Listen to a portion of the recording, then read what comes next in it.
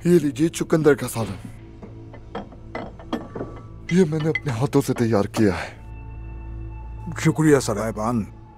आपका खाना इतना लजीज है, फिर भी दिन के इस पहर आपका सराय खाली क्यों है? आप फिक्र मत कीजिए, बहुत जल्द भीड़ लग जाएगी यहाँ।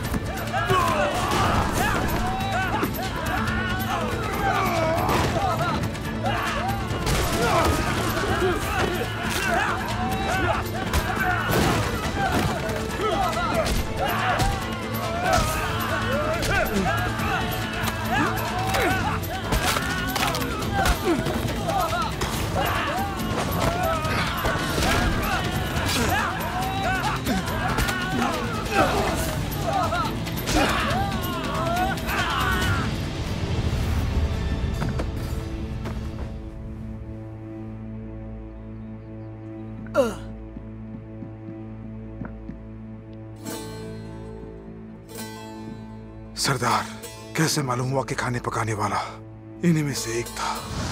उसके हाथों से।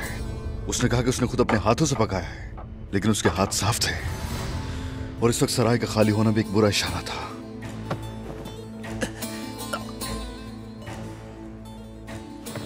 इसकी भी जुबान कटी हुई है। रहे के रास्ते वालों की तरह ये तो वाज़ेह है इन्हें हमारे साथ मसला है। एमिर बोजान के अलावा और कौन जानता था कि हम इस सराय में ठहरने वाले हैं? ये सवाल तो उसी से पूछना चाहूंगा मैं।